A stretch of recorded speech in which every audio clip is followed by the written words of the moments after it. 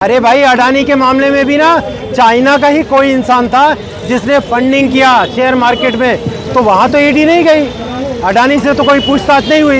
ये पत्रकारों की आवाज़ को ये दबाना चाहते हैं। जो विपक्ष में उसको अंदर डाल देंगे, तो ये सब अगर करेंगे तो आम जनता जो है वो तो और डर जाएगी, वो भी नहीं बोलेगी। तो अगर जनवाद में अगर लोग बोलना छोड़ देंगे तो जनवाद बचेगा क्या। माइनॉरिटीज़ को जो सड़कों पर गालियाँ दी जाती है, वो गालियाँ पार्लियामेंट में दी जा रही है। उस व्यक्ति के खिलाफ कोई कार्रवाई करने के बजाय उसे राजस्थान के एक इलाके का करता धरता भेजकर भाजपा सरकार भेजती है कि आप वहां जाकर देखिए, वहां का आप जो है इलेक्शन प्रमुख बन गए हैं। तो आप सोचिए किस तरीके की मानसिकता है भाजपा की। हिंदू, मुस्लिम, सिख, ईसाई,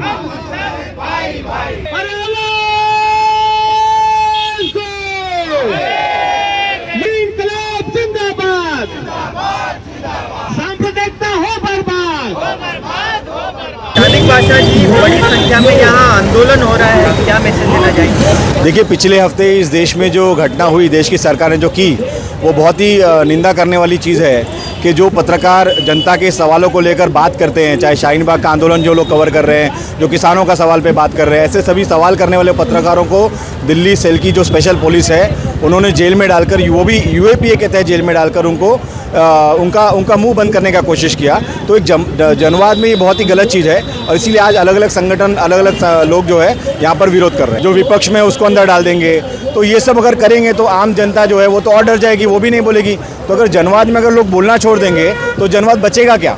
तो इसीलिए ये सामने सीधा सीधा सवाल दिखता है कि संजय सिंह को भी जो अरेस्ट किया है, तो वो भी एक तरीके से विपक्ष में सबसे आगे अडानी के खिलाफ बोलने वाले लोग हैं, तो दमन करने की पूरी कोशिश चल रही है। और इंडिया अलायंस बनने के बाद मोदी सरकार डर भी गई है शायद, इंडिया अलायंस बनने के बाद उसके लिए और भी ज़्यादा बौखलाहट है उनके अंदर। कितनी पार्टी पार्टिसिपेट की है इस आंदोलन में? देखिए, कई सारे संगठन है, मार्क्सवादी कम्युनिस्ट पार्टी है, राष्ट्रवादी है, शिवसेना यूबीटी है, और ये डेमोक्रेटिक सिटीजन्स कमेटी नाम की एक संगठन हमने नई बनाई है। तो सबको मिलाकर साथ में एक लड़ाई लड़ने की कोशिश हो रही है। सुखदेव जी, आप क्या कहना चाहेंगे? उनको जेल में डाल दिया गया है। बाकी के जितने भी आप देखेंगे, बाकी के लोगों पे इतनों पर करप्शन का चार्ज होता था, सब विदेश भगा दिए जाते थे।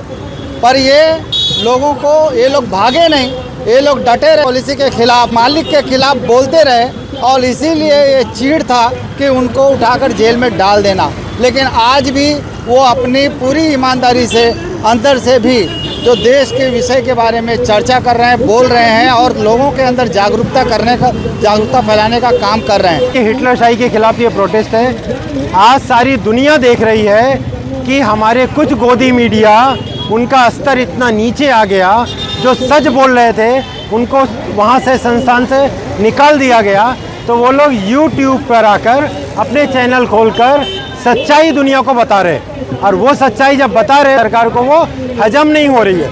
ये हिटलरशाही करते हुए उन्होंने कुछ पत्रकारों को अरेस्ट किया, उनके ऊपर यूएपीए जैसी धाराएं लगाई गई। आप ये बताओ, चाइना की बात उन्होंने किया कि चाइना से न्यूज़ क्लिक को फंड आया।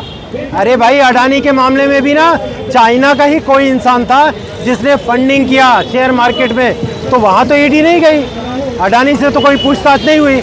ये पत्रकारों की आवाज़ को ये दबाना चाहते हैं, और भारत की जनता उन सारे पत्रकारों के साथ है जो सच की आवाज़ बनकर उनसे, सरकार से सवाल कर रहे हैं। और हम आपके माध्यम से बताना चाहते हैं, हमारी पार्टी भी उस सच्चे पत्रकारों के साथ खड़ी थी, खड़ी है, और आगे भी खड़ी रहेगी। ये प्रोटेस्ट सभी संगठनों के द्वारा बुलाया गया है, जिसमें मार्क्सवादी communist party, nationalist Congress party, आम आदमी पार्टी और बाकी समस्त जो है नागरिकगण, वो भी इसका हिस्सा है। मैं यहाँ पर सीपीएम की तरफ से बोलना चाहूँगा कि सरकार ने जिस तरीके से अपनी कायराना, बुज़दिलाना तरीके से लोगों को अरेस्ट किया है, स्वतंत्र पत्रकारिता का गर्दन नहीं दबोचा है, बल्कि हमारे 4 जो स्तंभ होते हैं जनवाद के, डेमोक्रेसी के, उसमें सबसे बड़ा स्तंभ पत्रकारिता, उसे ख़त्म करने की कोशिश किया है। पत्रकारों पर आरोप क्या है कि आपने एनआरसी और सीए के समय में लगातार बड़े पैमाने पर न्यूज़ कवरिंग कर लोगों तक सच्चाई को पहुंचाया, नंबर 2 है किसानों का आंदोलन जो चला, उस आंदोलन की सच्चाई को लोगों तक पहुंचाया। गलत नीतियां जो फेलियर्स हैं, चाहे वो रोज़गार हो, चाहे शिक्षा हो, बढ़ती महंगाई हो, चाहे विदेश नीति हो, कनाडा के साथ आपकी तमाम तर फेलियर्स सामने जब आने लगती है तो आप पत्रकारों के ऊपर शुरू हो जाते हैं, पत्रकारों को गिरफ्तारियां शुरू करते हैं, लगातार आप मुद्दों को भटकाने की कोशिश कर रहे हैं। ये सभी चीज़ों को लेकर हमारा मानना है कि एकजुटता की ज़रूरत है। माइनॉरिटीज़ को जो सड़कों पर गालियां दी जाती है, वो गालियां पार्लियामेंट में दी जा रही है।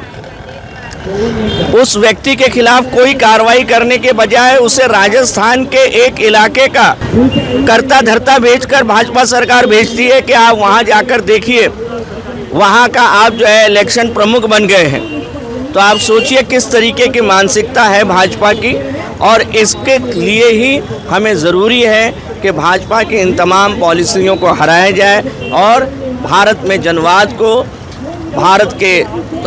को बचाया जाए, उसे कायम किया जाए और उसे मजबूत किया जाए। ये मेरी बात है।